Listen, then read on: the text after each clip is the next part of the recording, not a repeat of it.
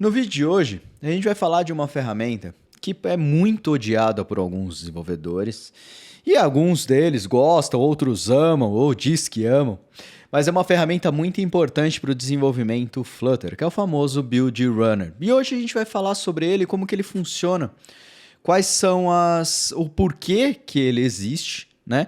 E também como que a gente pode otimizar ele para deixar ele um pouquinho melhor aqui para a gente trabalhar. Então, bora pro vídeo.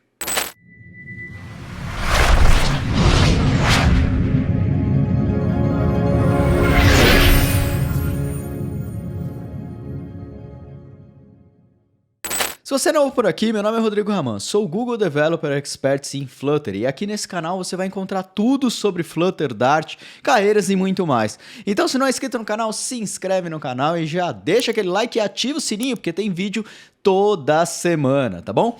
Então vamos lá, vamos falar um pouquinho sobre esse carinha, esse famoso Build Runner. Build Runner nada mais é do que um package ou uma ferramenta externa do Flutter, né, criado lá pela equipe do Flutter e tudo mais, para fazer geração de código. Por quê? Se você é iniciante, você deve estar se perguntando por que raios eu preciso de geração de código, gerar código para mim, alguém gerando código para mim. São diversos fatores que pode acontecer isso. Vários packages utilizam dessa estratégia para facilitar a implementação dele. Muitas vezes a implementação, se você fosse ter que escrever cada uma das coisas que precisa, por exemplo, para usar um package chamado MobX, que é um package de gerência de estado, se você tivesse que implementar várias coisas na mão, seria algo muito diferente do que é a programação natural, daquilo que a gente já está acostumado a trabalhar, transformando o Flutter em uma coisa específica para o MobX, dando muito mais trabalho de construir dentro do Flutter. Então, o que as equipes desses packages, que são bem complexos na sua implementação, eles fazem? Eles criam um cara, né, um código deles que gera os códigos baseado em anotações. Então você simplesmente anota o seu atributo dentro de uma classe com @observer, a gente vai ver um exemplo aqui para mostrar isso para vocês, e simplesmente ele vai e gera toda a estrutura por baixo dos panos. E isso é a função do nosso Build Runner. Muita gente se pergunta de por que o Build Runner não está incorporado dentro do Dart. E isso, assim, teoricamente, vai acontecer, né? A própria equipe do Google vai implantar com as macros essa estrutura de geração de código interna dentro do Flutter. Mas como ainda não existe, eu posso falar o porquê. Né? O Flutter sempre teve, vamos dizer assim, no seu design, uma forma de simplicidade. Tá? Simplicidade são alguns fatores que fazem com que até hoje não tenha um build runner, um gerador de código implantado dentro dele. Primeiro é a flexibilidade. A equipe do Flutter sempre tentou deixar o Dart e o Flutter o mais flexível possível, para que você como desenvolvedor, nós como desenvolvedores, pudéssemos escolher qual é a ferramenta que a gente quer para gerar os códigos, por exemplo. Isso não se tornou uma realidade porque todo mundo escolheu sempre a mesma, que é o famoso Build Runner. Então, isso aí cai por terra inicialmente, mas essa é uma das questões. A equipe do Flutter sempre tentou deixar o Flutter e o Dart o mais leve possível, para projetos que não tenham a necessidade de utilizar um gerador de código, não precisem ter isso dentro do motor deles. Dentro do motor do Flutter, rodando muitas vezes ou deixando ele mais pesado do que ele deveria.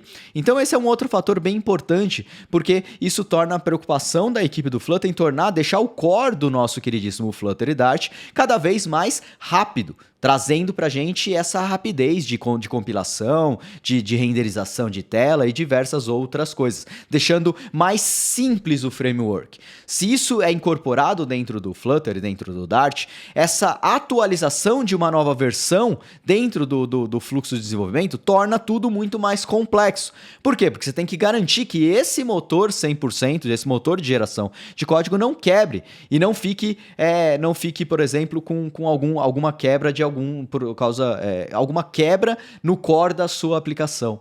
Então esse é um fator também muito importante. Um outro fator muito importante também é a questão do mínimo acoplamento. Né? Você tem que entender que o Flutter ele é multiplataforma, ele é cross-platform e ele pode ser colocado em qualquer frente, seja ela qual for. né, construindo o embedder lá e tudo mais. Isso torna o Flutter extremamente flexível. Se você cria alguma estrutura específica de geração de código dentro dele, essa estrutura, né, esse código que está sendo gerado lá dentro, ele tem a necessidade de ter uma adaptação para todas as frentes possíveis, para todos os sistemas possíveis, né? Não podendo ser acoplado essa geração a nenhum sistema em específico. Não pode ser no Linux ou no Windows ou no embarcado, não pode rodar, e aí geraria um grande problema. Nós esperamos que isso seja resolvido logo. Existe uma discussão lá dentro da equipe do Google que se fala muito de como que isso poderia funcionar, né? As tal das macros que é muito falado, que vai substituir o Build Runner, ele é um cara que é bem complexo, por causa que esses princípios que o Flutter foi concebido, eles não podem ser quebrados, eles têm que se manter e continuar dessa forma. Por esse motivo, a gente entende que os macros ainda não vieram outras coisas talvez até mais complexas, como o pattern matching, records e tudo mais, mas não veio ainda a estrutura de macros para dentro do nosso projeto, tá bom? Então, dando um overviewzão do que são as macros, agora a gente vai falar um pouquinho do que é e como otimizar esse processo. Vamos entender o que quer dizer com isso? Vamos lá. Esse aqui é o nosso Dart Week 10, o penúltimo Dart Week que nós fizemos, depende da data que você está vendo esse vídeo, tá? Foi a edição 10 do Dart Week. Nós construímos todo um sistema web, tá? E esse sistema web, ele foi 100% projetado para trabalhar com... Deixa eu ver aqui, já está aberto o projeto certinho. Tá. Ele foi projetado para trabalhar com Flutter Modular e MobX. Aqui ainda o Flutter Modular 5 não é o Flutter Modular 6, mas a gente trabalha com a estrutura do MobX, tá? Então, se a gente for ver aqui, ó, nós temos aquilo que eu tinha comentado para vocês. Eu vou simplesmente pegar a minha variável, anotar ela com read only, por exemplo, e aí, automaticamente, o Build Runner, quando gerar, ele vai gerar esse código aqui. Esse código aqui, tornando a coisa bem mais complexa do que seria. Ele cria um setter para mim. Qual que era a variável que eu coloquei aqui? Error message, por exemplo. Ó, error message. Então ele criou aqui um atom com error message, criou um getter para mim de error message, criou toda uma estrutura que eu, Rodrigo Raman, teria que criar para fazer isso aqui funcionar. Teria que criar para fazer o MobX funcionar dentro do meu projeto. Isso aqui é um problema sério, porque ficaria muito mais complexo do que eu construir simplesmente uma variável e anotar ela com alguma coisa. Então o papel do Build Runner é essa, não o Build Runner em si, porque os criadores dos packages criam estruturas para gerar isso. No caso aqui do nosso queridíssimo MobX, nós adicionamos o MobX Code Gen. Ele é o cara responsável por ficar escutando quando o Build Runner rodar. Esse cara vai estar atrelado ao nosso Build Runner, né, que vai identificar que tem uma classe que precisa ser lida por ele e vai delegar para ele essa construção, essa compilação, essa interpretação daquelas anotações para virarem um código, vamos dizer assim, uma classe Dart bonitinha, funcional, tá bom? Então esse aqui é o processo. Olhando para esse processo aqui, nós vamos pegar aqui para rodar, compilar todo o nosso projeto. Então a gente vai rodar um Dart Run Build Runner Clean. Vou rodar o clean aqui inicialmente. Por quê? Porque eu quero limpar todos os caches que o Build Runner pode fazer, tá? Para a gente ver exatamente o ganho e a otimização que a gente pode fazer para dentro do nosso projeto aqui. Então, feito isso, agora nós vamos fazer o quê? Eu vou rodar o Dart Run Build Runner build -d. -d é menos delete conflict output. Ele vai fazer uma limp e deletar todos os arquivos gerados que existem dentro do meu projeto, tudo bem? Vamos ver aqui como que isso aqui rodaria. Então eu estou mandando compilar, deletando, fazendo uma limpa de tudo, limpei todos os caches e ele vai fazer essa compilação aqui pra gente. Vamos olhar o passo a passo, não vou nem tirar nada do vídeo para vocês acompanharem esse tempo de resposta, isso na minha máquina, que é um i9, 64 GB de RAM, NVMe rodando, assim, é uma big máquina, tá bom? Então, ó, ele demorou aqui 14 segundos para compilar os 62 outputs, para gerar 62 outputs e 209 ações rodando dentro dele. Isso para um projeto numa máquina muito boa é muito rápido, certo? Mas muita gente reclama justamente dessa velocidade e aonde que a gente pode melhorar isso aqui. O próprio Build Runner, ele traz pra gente uma gama de configurações que a gente pode fazer para otimizar a execução desse cara. E é isso que nós vamos construir aqui agora, tá? Então a primeira coisa que a gente precisa fazer dentro da raiz do nosso projeto, nós vamos criar um arquivo chamado build.yml. Build.yml, tá? É um arquivo YAML padrãozinho. Dentro dele, a gente vai especificar algumas coisas aqui que o Build Runner vai ler desse projeto para otimizar a execução de um gerador em específico, tá bom? Então, a primeira coisa eu vou colocar aqui targets, tá? Quais são os targets que ele vai rodar? Vou falar que é no processo default, tá? O builders.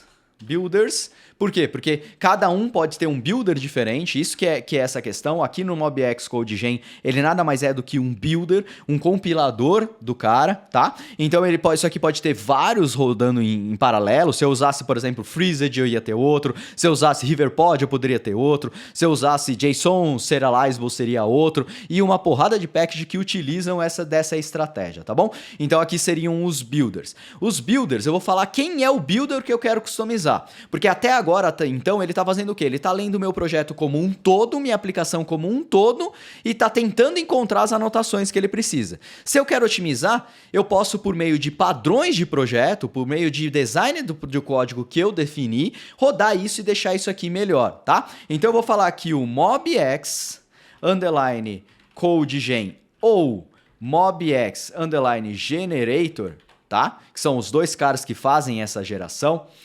Se for eles que estão rodando, eu vou falar para ele olhar generator for, tá? Eu vou uma condição para ele. Eu vou falar para ele incluir somente um tipo de arquivo. Então esse arquivo nada mais é do que vai ser um dentro de lib /src /módulos *** underline controller.dart. Raman, que raios é isso? Isso aqui nada mais é do que um pattern. Isso aqui nada mais é do que um padrão. Então eu vou falar para ele, para esse MobX CodeGen, só vai ser invocado, só vai ser delegado para ele fazer uma leitura daquela classe se ela estiver dentro desse padrão aqui. Por que esse padrão? Dentro do meu projeto eu criei um padrão para minha estrutura. Eu criei utilizando o conceito de módulos que o Flutter Modular já traz aqui para gente, e todas as nossas controllers dentro do nosso projeto, elas têm o sufixo underline controller. Então eu sei que se é underline controller, eu tenho a certeza que é uma store do MobX. Então eu posso simplesmente customizar o meu build runner para que na hora que ele estiver lendo e passando e delegando as classes para dentro do nosso code generator, do nosso builder, ele simplesmente mande para o MobX CodeGen ou o MobX Generator somente as classes que fazem sentido. Então são todas as classes que estão na pasta módulo, os dois asterísticos que diz que qualquer pasta dentro desse cara, então ele vai ser recursivo em cima da pasta, tá? Underline controller.dart e tem que ter o sufixo controller.dart, tá bom? Então, feito isso aqui, agora nós vamos rodar novamente, ó. Lembre dos 14 segundos. Eu vou colocar aqui o Dart run build runner clean, de novo, que eu vou limpar todos os caches, tá? Tudo que aconteceu. E agora eu vou rodar o Dart run build runner build -d novamente. Vamos rodar ele dentro do nosso projeto. Ele vai fazer a mesma pré-compilação e a mesma estrutura do anterior, tá? Opa, eu escrevi errado aqui. Generate for. Tá errado, tava errado ali, ó. Tá bem que ele já até diz pra gente. Generator for não existe. Rodando aqui de novo. Veja lá. 1, 2 segundos. Compilando, buscando todos os caras.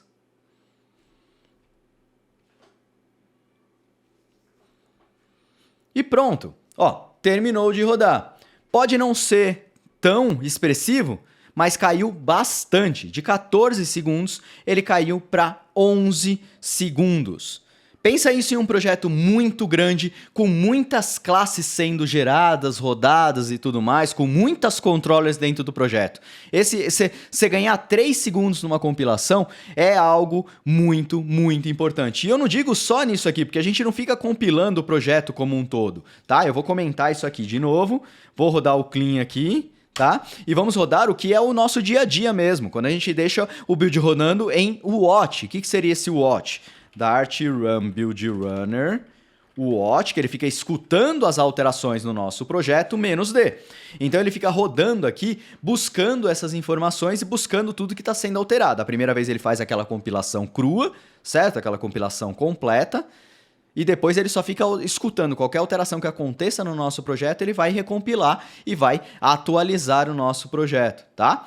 Então aqui, ó, vamos esperar ele rodar aqui. Ó, os mesmos 14 segundos. Aí eu venho aqui na minha controla, eu só vou dar um Enter, não vou mudar muita coisa. Dei um Enter, dei um salvar. Veja aqui, ó, 67 milissegundos, ele compilou essa classe aqui novamente. Se eu desse um Enter aqui de novo, mandasse salvar, mais 63 segundos e assim ele ia executando. Nesse processo ele é muito rápido, certo? Na hora que está no watch, ele tá fazendo a leitura num geral. Se a gente habilitar esse cara aqui novamente, então vou habilitar todo aquele build.yaml. Vamos fazer aqui o datrun build runner clean, certo? Vamos rodar ele e vamos rodar o watch novamente com o "-d". Ele já tem que rodar menos do que 14 segundos, por quê? Porque a gente agora está otimizando o nosso build runner. Então a gente está falando para ele rodar em casos somente, em classes somente específicas, certo? Então deixa ele compilar aqui.